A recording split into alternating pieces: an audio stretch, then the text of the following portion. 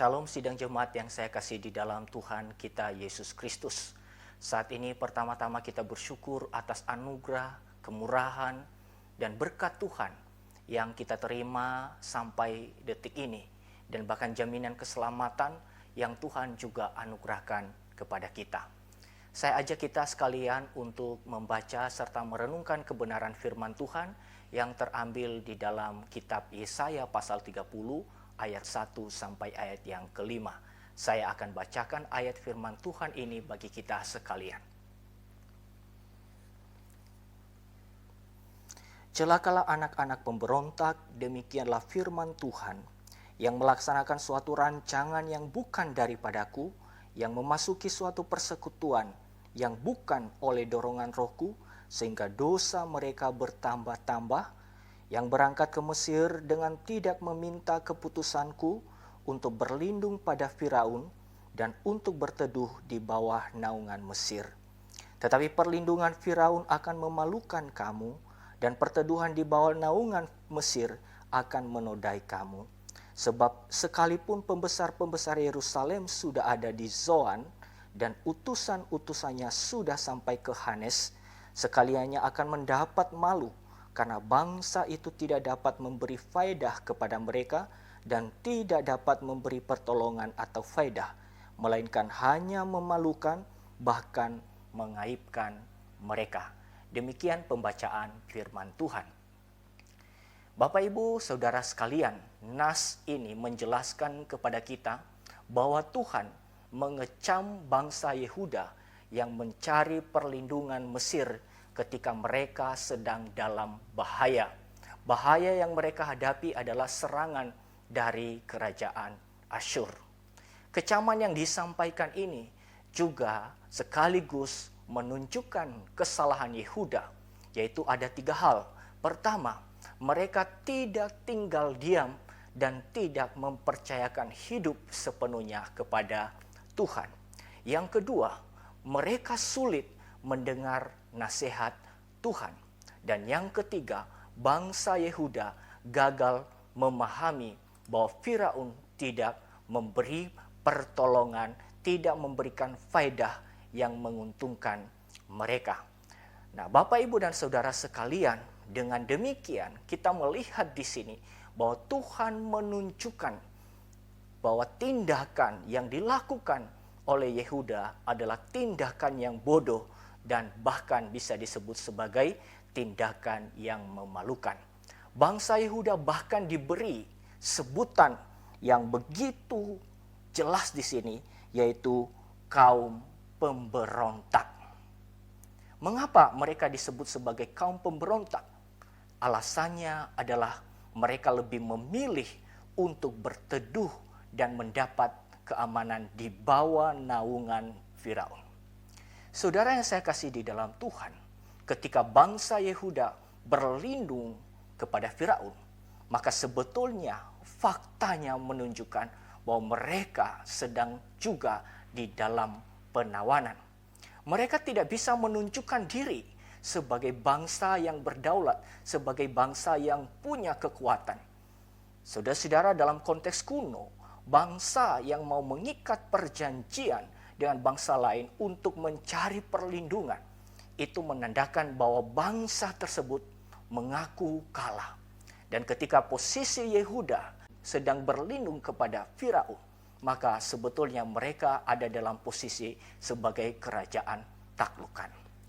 Nah, saudara-saudara yang saya kasih di dalam Tuhan, di dalam firman yang kita baca ini, selain daripada Tuhan mengecam Yehuda, Tuhan sebetulnya juga secara implisit mengungkapkan kepada Yehuda bahwa sungguhnya tempat perteduhan dan tempat perlindungan yang aman itu adalah hanya kepada Tuhan. Tetapi saudara-saudara yang saya kasih di dalam Tuhan, berlindung kepada Tuhan ternyata tidak semudah yang kita bayangkan. Menantikan pertolongannya di saat badai menerpa dan teror tak kunjung henti dalam kehidupan kita, tidak sesederhana yang kita perkirakan. Ternyata saudara-saudara, keputusan dan tindakan yang kita ambil ketika kita menghadapi kesulitan itu merupakan potret yang paling jelas tentang kondisi rohani kita. Respons alamiah kita terhadap sesuatu yang kita hadapi, respons pertama kita, itu sebetulnya sedang menentukan dan sedang menjelaskan keadaan kita yang sebenarnya. Tetapi melalui kebenaran firman Tuhan ini, kita belajar bahwa kita semestinya sebagai orang percaya memiliki komitmen untuk berlindung kepada Tuhan. Nah, bagaimana kita berlindung kepada Tuhan? Bagaimana kita berteduh di bawah perlindungan Tuhan? Jawabannya adalah satu, kita harus belajar untuk tetap tekun mendengar pengajaran dari Tuhan yang membawa kita untuk mengalami indahnya persekutuan dengan Dia dan untuk menjelaskan kepada kita kekuatan dan kehebatan kuasa-Nya di dalam menolong kita. Dan bahkan di dalam kita belajar untuk bertekun mendengar pengajaran Tuhan, di sana pun juga kita mendapatkan bimbingan darinya supaya kita bisa bertindak tepat, bertindak hati-hati, bertindak benar di dalam kita menghadapi realita kehidupan yang sulit kita atasi sendiri. Hal yang kedua, Bapak, Ibu, dan Saudara-saudara, bagaimana kita bisa berlindung di dalam perteduhan Tuhan? Kita pun juga harus belajar untuk mengenali kebutuhan kita dan pertolongan seperti apa yang kita butuhkan. Saudara-saudara, bagian ini adalah bagian yang tidak sederhana. Seringkali kita hanya memikirkan bahwa kebutuhan kita itu hanya bersifat materi. Tapi sungguhnya yang kita butuhkan, hal yang sangat mendasar kita butuhkan adalah pertolongan dan topangan dari Tuhan. Dan bahkan uluran tangan Tuhan yang maha baik itu yang memegang tangan kita.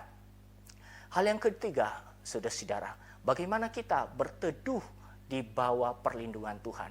Kita harus belajar untuk menemukan arti perteduhan sejati dan ketenangan jiwa. Saudara-saudara, ketenangan jiwa itu ada di dalam hubungan persekutuan kita dengan Tuhan. Kalau ketenangan kita dipengaruhi oleh hal-hal yang bersifat materi, dan hal yang bersifat materi tersebut sebetulnya tidak bisa kita pegang sebagai landasan dan bahkan sebagai alasan bagi kita untuk menjalani hidup kita, tentu apa yang kita miliki tersebut adalah rapuh dan tidak pernah memberikan kita jaminan. Oleh karena itu, Bapak, Ibu, dan saudara-saudara yang saya kasih di dalam Tuhan, orang yang bisa mengalami dan menikmati perteduhan di dalam naungan Tuhan adalah mereka yang sungguh-sungguh sudah mengenal Tuhan, tentu oleh karena anugerahnya, dan mereka itu juga adalah yang terus berelasi dengan Tuhan setiap hari. Dan di dalam relasi tersebut, mereka akan terus ditopang oleh tangan Tuhan yang kuat. Dan bukan hanya itu juga, mereka akan memiliki hikmat oleh karena bimbingan firman Tuhan yang akan mengarahkan langkah hidup mereka untuk terus berharap kepada Tuhan dan untuk terus mengalami kelimpahan hidup di dalam Tuhan. Kiranya firman Tuhan ini menjadi berkat bagi kita sekalian.